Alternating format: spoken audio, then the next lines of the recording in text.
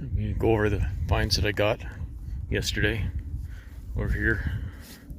So I got this feed grinder here. If you ran off the pallet belt with one of these engines, it's all free. Got this feed grinder, this International. Doesn't feel free.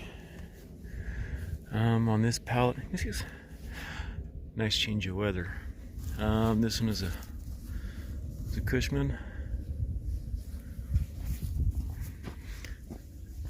It's free, has a mag. This is a Cushman binder engine. It's missing a couple parts, but it's free. Right here we got, oh, thumb's in the way, sorry. That one's a Fairbanks Morse Z. It's a dish pan. This one's a Whitty. Oh no, the sprayer engine, huh? This one here is a Whitty. Let's walk around. That one here is another Fairbanks. This pallet here, we got another Whitty. Need a mag and a governor for this one. It's free. Extra pair of flywheels. These are for the De La Val that's on the trailer. Got a Clipper belt lacer.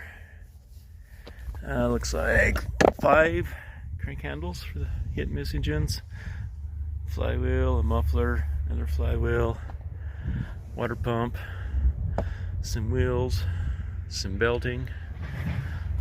There's 2 more pumps. A transfer pump for steam engine. Another pump. This one's Fairbanks Morse, if I remember right. Fairbanks Morse water pump. Let's head over to the trailer, see what's over there. Over here on the trailer, we got this monitor. This and the pump jack. This one here is the Whitty 5 horsepower. This is for the flywheels that were on the pallet over there. This is the De La Val. Got a 3 horsepower Fairbanks Z here. Another Fairbanks 3 horsepower Z.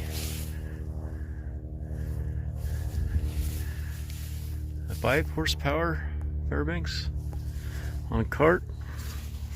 And a 3 to 5 horsepower LB.